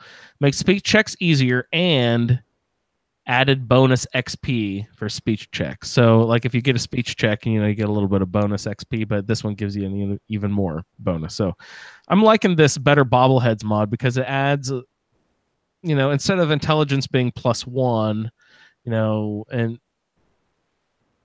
intelligence, let's see, what is it? What about? I can't find it in the list. Never mind. But they make slightly more sense. It's not just like, oh, you're special +1. You actually get like, if your intelligence goes up, I don't know, or perception, like you get a wider range of your detection where you can see stuff in your Pip-Boy where bad guys are coming and stuff. They do fun stuff like that. All right, so eventually Dogmeat leads us over to the Fort Hagen, where we have to bust in here to get this energy weapons bobblehead. I try to get in early, and there is evidently an elevator that you do not have access to that prevents you from doing this until you actually get the main quest line proceeded far enough to do it. So you cannot duck into this this location early to just fetch the bobblehead and get out. You actually have to get your quest line all the way up. It's quest locked. So there is an elevator somewhere that prevents you from going. Craig, did you have any fun adventures with the energy weapons bobblehead and all the Gen 1 synths over there at Fort Hagen? Just mowing through them with my General Chow's Revenge. Is that... What does that look like? Is that it's the Chinese officer sword that's sold at Drumlin Diner. Oh, that's a Drumlin Diner. Yeah. What's the one in the submarine? Isn't there one in the submarine? I think there's just maybe a normal sword in the submarine. Oh, okay. What is General Chow's Revenge perk? I think it does 25% more damage to robots. Nice, good one. And I don't know if it works against synths or not, though. But I was going to say, are they considered robots? Do synths have their own category? Yeah, I don't think they count as robots. I don't think. Well, at least in your head, Craig, that works out fine. It's still the highest damaging melee weapon I have. Anyway, it's like 60. It was 67, and everything else was like 20. Yeah, nice. It is awesome. It's because it's got that serrated blade on it. Yeah. Yeah, I'm looking at my bubble hand stand, and I've gone to inspect and things like that. It's not telling me what the fuck it does.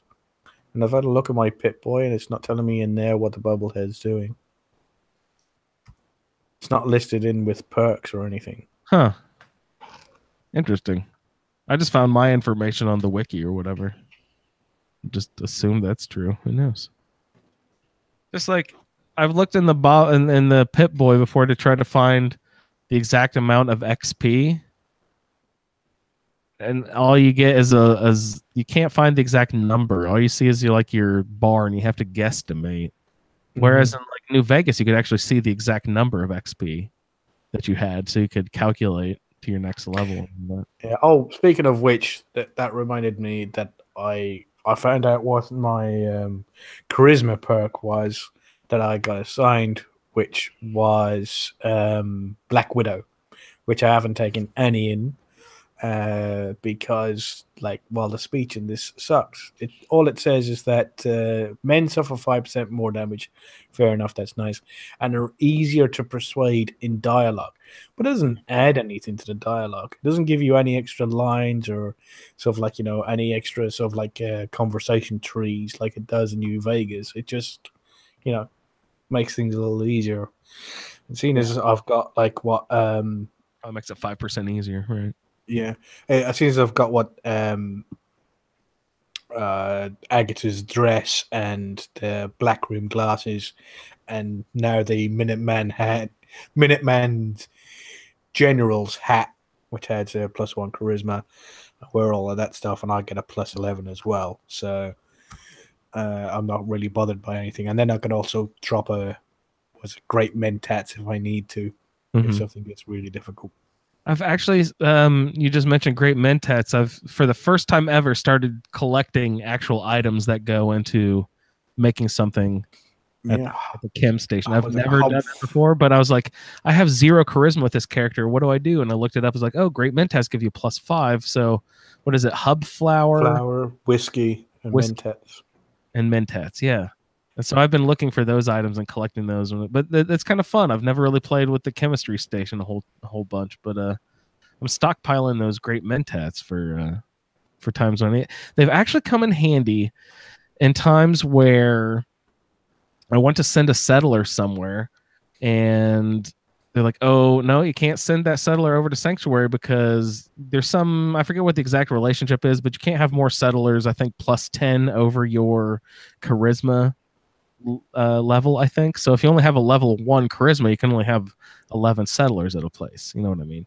So if you're trying to send a settler someplace, like if you go into the build menu and you hit the X button, you can actually send settlers back and forth to different locations. But if that settlement already was at the limit of settlers, I would back out of the menu, pop a great mentats, and try again and be like, oh, yes, now you can send that person to that. So it does work that way. It's not just your base level charisma. You can manipulate your settlers going to places based on your charisma level with a great mentats. I thought that was really cool. Yeah. One thing I would say that they haven't fixed with like stuff that you make is the Puxy Yagwai ribs. Yagwai ribs are supposed to, I think it's the ribs, give you a +10% melee damage. And if they got like an effect lasting time of like 2 hours or something, but they're bugged. So they actually give you, I think it's 100% extra damage with melee weapons. So, like, you know, I think when I ate it last time, my normal weapon was doing like 67 damage, and then I ate the Yagwai ribs, and I was doing like 287 damage or something like that. Something stupid. That's and they incredible. still haven't fixed it. I don't think they're going to at this point. The game's been out a few years. I think I think what's baked in is baked in, right? Too bad they fixed McCready's bug on his perk. There was, I forget what it was, but it was like McCready's perk initially. I think if you got it, it always had a 95% chance of headshot, no matter how far you were from a target. It's just like, well, sweet. But that would be a really sweet like boon to have, is an extra 10% melee damage. And as I said, I think it, like, when you eat it, it lasts for like 2 hours. So a lot of that kind of stuff is fixed with the unofficial patch. Yeah, good point. I don't know if that one in particular is. Colin, you said you're not running any mods, so nah. Yeah, I don't know if the unofficial patch cures that or not. Someone look into that. Oh, crap, my settlement's getting attacked. Uh-oh. Go protect them. Go ahead. I was going to say the settlements are getting on my nerves because it'll come up on in my Pip-Boy that shit's going down. And, like, you know, they're all, the happiness is going down. And then I get there, and then it's not. And then it suddenly switches around and goes back up again. And then it's like telling me, oh, by the way, you only have 3 beds at X place. And I go, well, no, I built like 12 fucking beds. And there's only like 4 people there. And then I'll go there, and then in the Pip-Boy, it switches. When I finally arrive there, it switches back to like what the actual number is. What the fuck is going on there? No idea. It's fucking It's really weird. That's super annoying. Yeah, I would stop managing settlements if that sort of shit kept happening. That sucks. Right. So where were we on energy weapons? I had just gotten to Fort Hagen. Craig, were you telling us anything? You said you were mowing through scents with your General Chow's Revenge. Yeah. I mean, basically just kept that up till I eventually found the kitchen where the bobblehead was. I think it was in the kitchen. This says it was in the kitchen. I'm having a hard time recalling where I picked this thing up at. First of all, where was the elevator that I was mentioning earlier that prevents you from getting to that area? I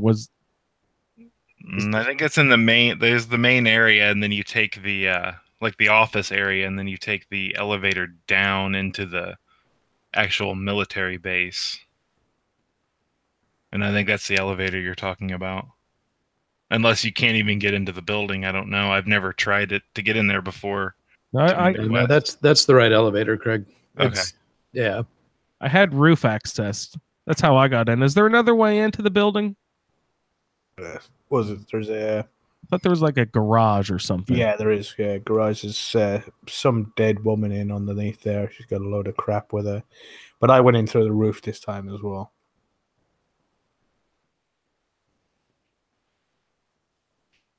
All right. Preston can't sneak worth shit, so they pretty much knew I was there. Well, you had him in power armor, didn't you?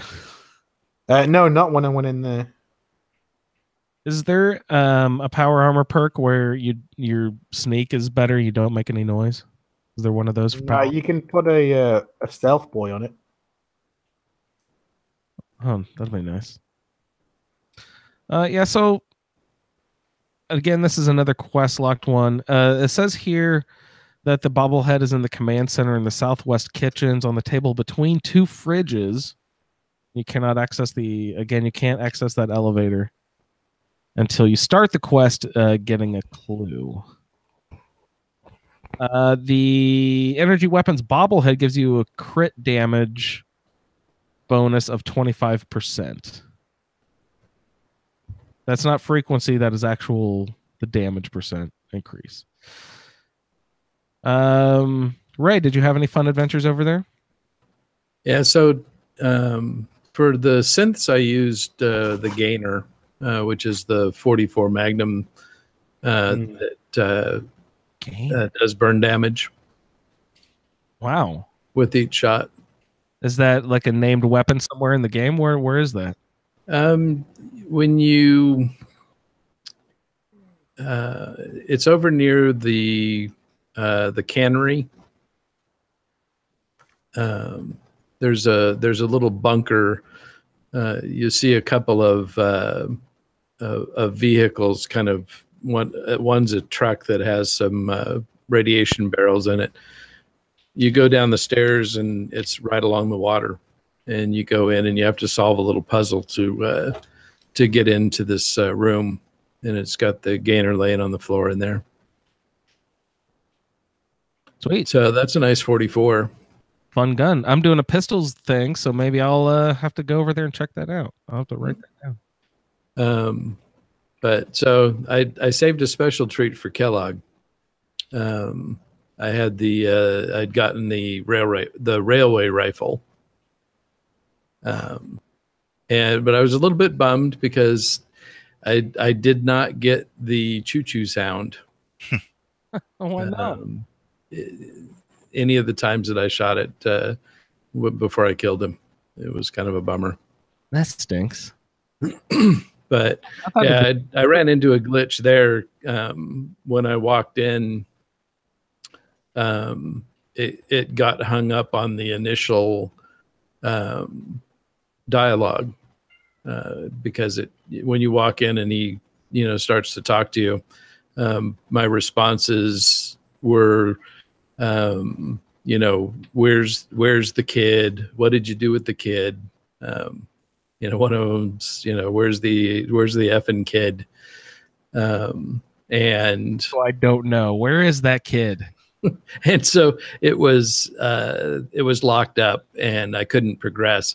It was kind of bizarre because every time I'd push one of the dialogue options, it would play the one of the idle sounds where she would just go, huh, well, damn it.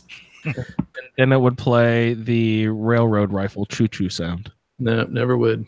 Damn. But so I advanced the quest with the console, which then didn't give me the opportunity to do a VATS on Kellogg, so he killed me.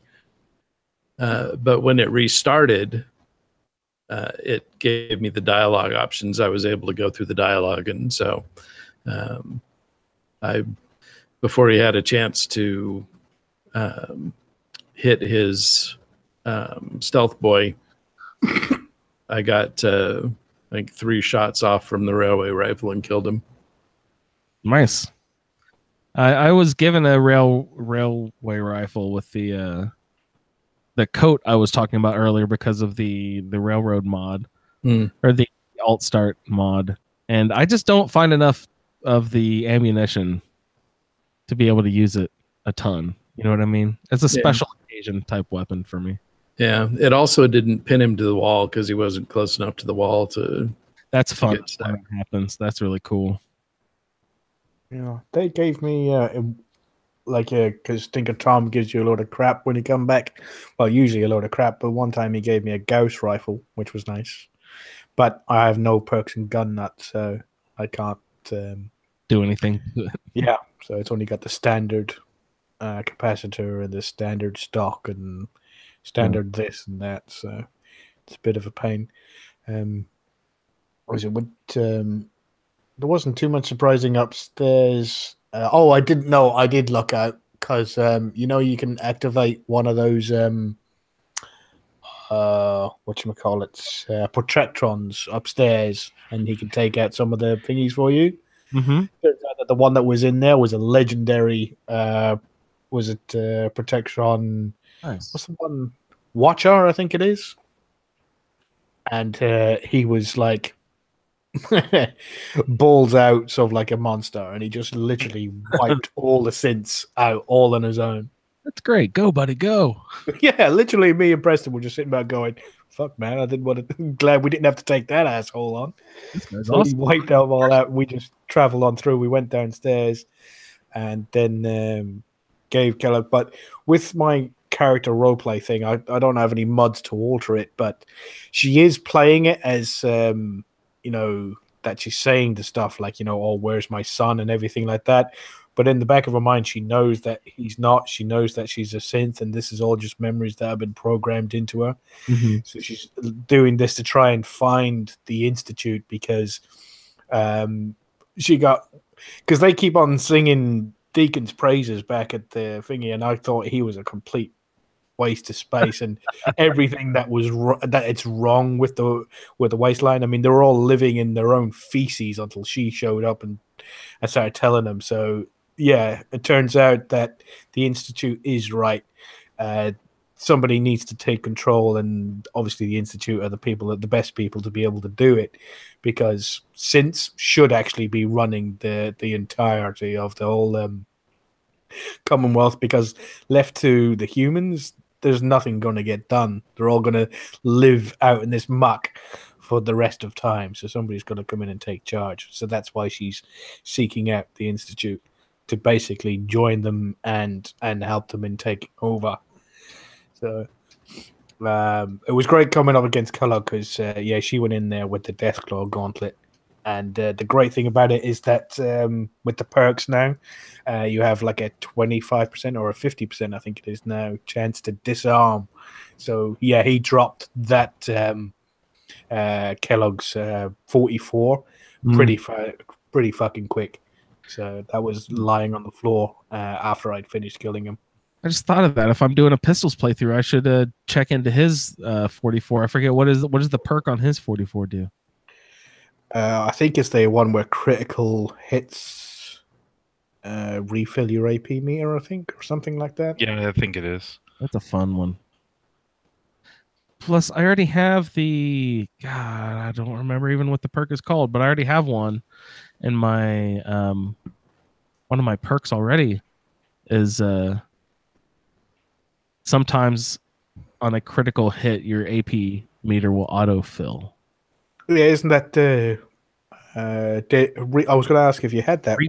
Reaper Sprint? Yes. That thing, when I got the first level, I was like, oh, this is pretty sweet. It kicks on every once in a while. The second level, I don't even have the third level yet. The second level, it's more often than not, it refills my AP meter on a. It's just, you have to be strategic with the when you use that crit, but when you hit it, and it'll replenish that AP meter. I think more often than not. I think there's 3 levels to it, and I haven't even taken the 3rd level. Have you looked into? I think it's the last one. I think you have to have level 10 agility, but that's now that you're using pistols as well would really marry up well. Was Gun Fu, awesome name. But every third shot, every third target you shoot in VATS is an automatic crit. I think at the 2nd level, and then every one beyond that. So if you shoot one ghoul and then move the target to shoot a 2nd ghoul, then you shoot the 3rd ghoul, that shot is an automatic crit. And then against the 4th target, a 4th ghoul, that's an automatic crit. So, and then if you're Death Reaper sprint, you could have endless AP. Yeah, that's what that sounds like. Going between targets like that, replenishing. Yeah, well, then if you're carrying Kellogg's pistol, it just goes right on top of that too. Well, that Grim Reaper sprint will scare the living crap out of you. It comes on so loud and it's just like bam. Worse than Idiot Savant or Nerd? Oh yeah, because those are just kind of like, those are just silly. But this one, I mean, it's like a big bang. The Big Bang Ray. Yeah. But yeah, Gun Fu's a lot of fun. Yeah. These and you get it with agility level 10, so that means you've got just an insane number of action points to to just layer in, shot after shot on all these different enemies, and then you just let it fly. Yeah, I'm hoping I'll be able to get above level 50 with this character, and I can start playing around with a lot of those fun perks that I didn't account for. Oh, Ray, I did get my Vans up to level 2 Vans. Did you? My Vans up. I'm still only level 20, so I got a ways to go. I didn't notice any change with the quest marker thing. Is it supposed to put like a line on the ground? How does it do it? I've never taken this perk before. Has anyone taken Vans? Nope. Oh, well, I think you have to use VATS to get it. Oh. And then it shows you in VATS. I thought it was like clairvoyance in Skyrim, where it just put like a path on the ground. Well, it is, but you have to use VATS. You don't have VATS in Skyrim. I gotta put the VATS on because that's like casting the spell, Ray. Oh. I'm a dummy. Okay, so I'm gonna pop open VATS. But really, it's just you got the +2 perception, which was the whole point. So what is my perception now? Did I say it was like 11 or something? I think it might be. Yeah. So that was the whole point, and like Ray was joking, we've got wizards painted on the side of our van. They know where to go. Energy weapons. Anybody else got anything over at Fort Hagen?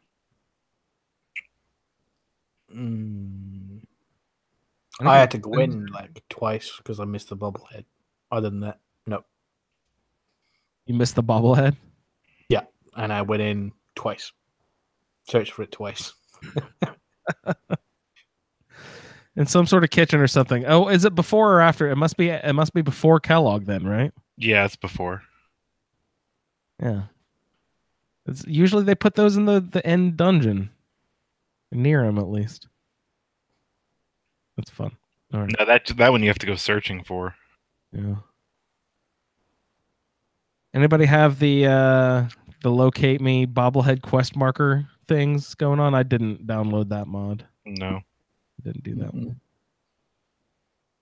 Right on. Well, energy weapons. Anybody find any good weapons or anything down in Fort Hagen?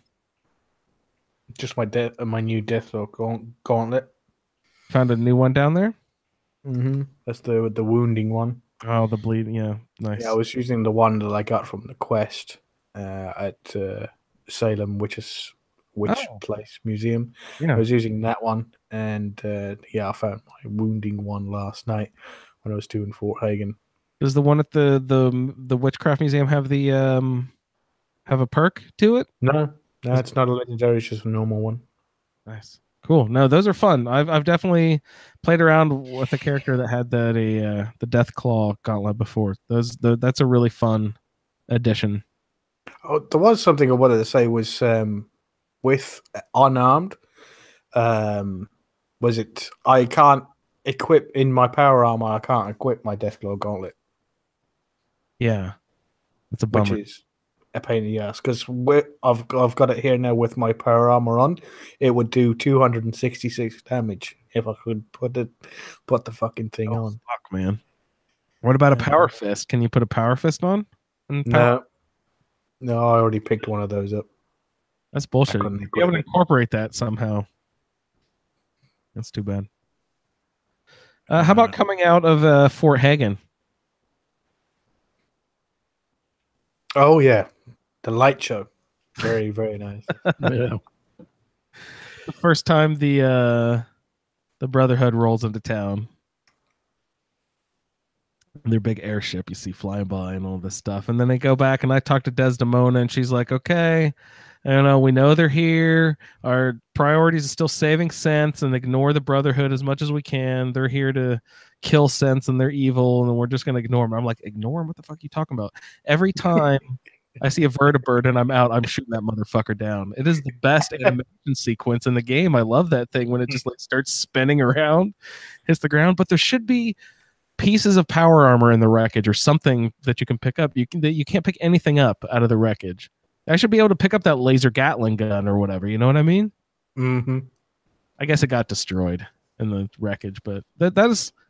I'm ignoring Desdemona's orders to ignore them for now, and because you'll see them out on patrol now too. They'll just be walking around randomly. You'll encounter them Actively trying to start a war, right? Yeah, like they're like Thalmor Justicars walking around with poor farmer prisoners, and you're like, man, fuck you. You got to attack those guys when you see them out walking around in the countryside.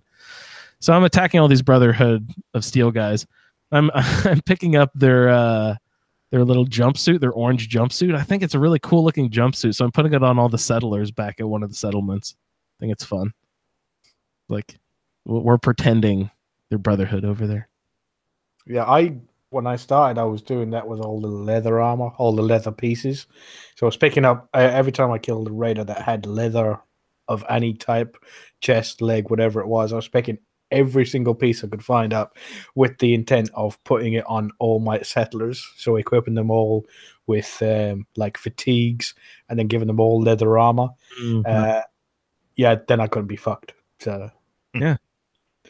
I've just got like 50 pieces of leather armor just sitting in the workshop at Sanctuary that never gets anything done with it. You can scrap it and use the leather for making stuff if you need. I don't know. I liked. I think Sherry was the first person, or not maybe the first person, but someone who not too long ago was decorating the settlers all by theme. So I've started doing that in this playthrough. Each settlement that I'm doing, all the settlers are getting a different style of outfit. In Sanctuary, I've got everyone wearing fancy clothes, like clean suits and stuff. It's really nice. Everyone looks so dapper. It's nice to come home to and the settlement is so clean because I'm running that scrap everything mod. So just looks really nice all around. Like to have those guys in the hats. Nice clean suit. Just like there was no Great War. War never changes, Ray. I don't know if you heard that before. War never changes. All right, guys, you have anything else to mention for these bobbleheads that we did this evening? So I had something that I'd never had happen before. It's not for this one. It'll actually impact the charisma bobblehead when we get later on. But Edward Deegan, you usually bump into him in Bunker Hill. Mm-hmm. He was in the Dugout bar. No, that's where I just ran into him there the other day. Diamond City. I have never ever seen him there. That gave me it, and he told me to go to Cabot House. Yeah. Every other time I've ever played the game, he has always been in Bunker Hill. I thought that was odd, but then again, I was like, well, maybe it's just been a while because it has been a while since I've gone to Diamond City and do that stuff. I've usually been running around doing other side quest stuff. I've been avoiding Diamond City, so I was like, is he usually there? Well, maybe he is. Maybe it's just been a while since I've talked to him. But that was weird to you too, huh? Yep. Interesting. Good call. Craig. To look and see. Maybe it was an update thing. That could be neat. Craig, did you have any fun side quest or anything else you were doing with your character besides bobbleheads? I ran through some of the Silver Shroud stuff. Oh, that's nice. That's always fun. I always love doing those quests. I was over at the, because I'm playing lots of dress up with my settler, so I went over to Hubris Comics to pick up the Grognax costume and the Silver Shroud stuff. That's always fun. I haven't played through that in a long time. That'd be really fun to play. Remember Colin did a Roundtable character about the Silver Shroud once. Yeah, it was the actual Silver Shroud character. Oh, it that's was really fun. good. Yeah, I was the we got this spray and pray, had loads of charisma checks for intimidation things. It was a very high charisma build, which is completely different from how I usually play. So that's fun. Craig, what'd you do with the Silver Shroud? You finished it? What's that? Yeah, I actually finished it this morning. Does that have anything to do with like the Gilded Grasshopper? Is that part of that? Does that ring a bell? No, that's one that you get from Nick. From Nick. Yeah, that's one of Nick's cases. After you rescue him, it's one of the 2 cases that you get. Nice. Cool. You can do the automaton quest as a Silver Shroud, and there's also a quest in Nuka World as a Silver Shroud as well. If you dress as the Silver Shroud, they'll address you as such over one of the quests in Nuka World. Oh, nice. Do you can you tip your hat? Do you know which one it is? Yeah, it's the cowboy one. I was going to ask if it was the Western one. That's awesome. Good deal. You can play around with that a little bit, Craig. That'll be fun. Yeah, I put Gragnok's costume on Sun One. It looks kind of weird. I don't know if I'd ever put that on anyone before. I was expecting something different for some reason. Yeah, it's just a green loincloth, apart from Billy has obviously the top off as well. So, yeah. And what else? You can get like some pompadour wigs in there, maybe some glasses. Yeah, you got an astoundingly awesome book as well from in there. A book? Yeah, astoundingly awesome. Magazine. The magazines. Yeah, nice. You get the axe too. Grognak's axe is there? Yeah, I couldn't get that. Why not? A lockpick. Oh. I think there might be a cane. Is that a melee weapon that you can use? I think so. And some bowler hats and stuff. It's fun. Put the bowler hat on Codsworth. Someone mentioned that earlier in the show. Good stuff. Can you put Strong in Grognak's costume? Because that would be totally cute. Would you be able to tell the difference? Probably not. They're basically the same thing. You're right. All right, guys. Colin, you doing anything else out and about? No, just the only side quest I've done loads of the Minutemen stuff to start off, then took the castle. Once she took the castle, then she was looking more at the Institute, so she went to the railroad to find out what they were up to, found out there were a bunch of douchebags, so now she's going to the Institute to tell them all the stuff that she learned over and where everybody's living at the railroad.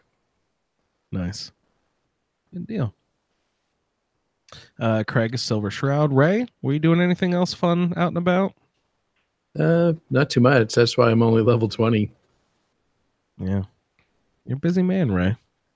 Don't feel bad about it. Got to get revved up. Hopefully, Colin has been also working on some interesting stuff for the next episode of 1080.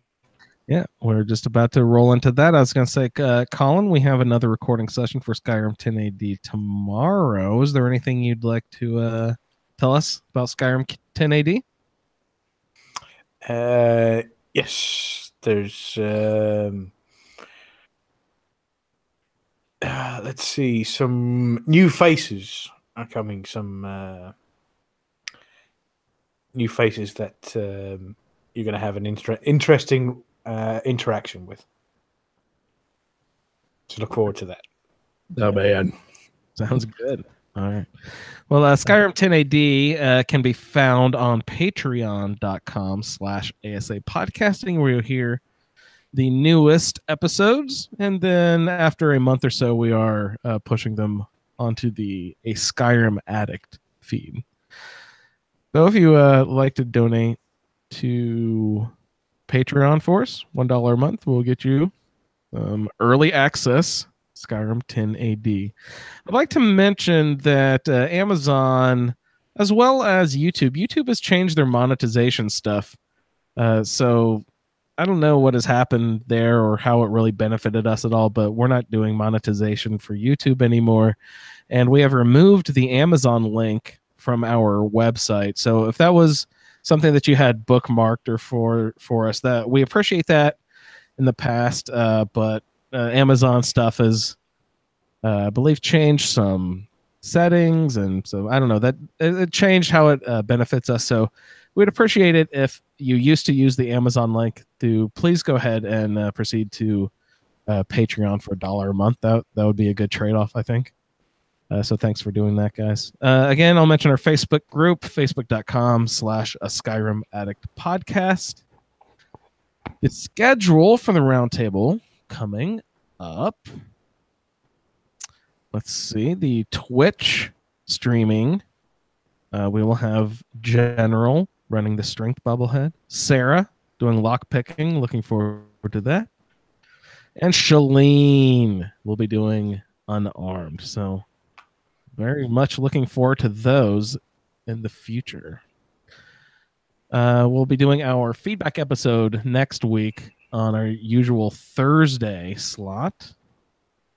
And the podcast after that will be featuring Denny, who used to host the show with us. So we'll welcome Denny back. Yeah, welcome back to this. And Steve will be coming in from New Zealand. So Steve, we'll be looking forward to that. Doing lots of good play-along stuff last season and this season. So looking forward to that. Philly Podfest coming up in June, the last 2 weekends of June. We might be doing that. And also the Indie PopCon is coming up in the, I believe, second weekend of June. We might have a presence there as well. Boots on the ground. We'll see what's going on here. We'll keep you informed if we make actual appearances at either of those events. Ray, thank you so much for joining me this evening. Always a pleasure. Colin, thanks for making time, sir. All right. Thank you for changing your schedule, and sorry, you guys, for delaying your podcast needs. I'm sure they love hearing your voice, Colin. And Craig, thank you so much for coming on to the show tonight. Yeah, thank you. It's a pleasure having all of you guys on the show. And so we will look for your bobbleheads coming up next time. Great batch of feedback last time, guys. Looking for another great batch of feedback. Go ahead and send it into thefalloutfeed@gmail.com. Thanks for listening to the show, and we'll see you in the wasteland. Later, guys. Thank you for downloading this episode of the Fallout Feed Roundtable. If you are interested in doing a play-along character with us, the show can be contacted by emailing falloutroundtable@gmail.com.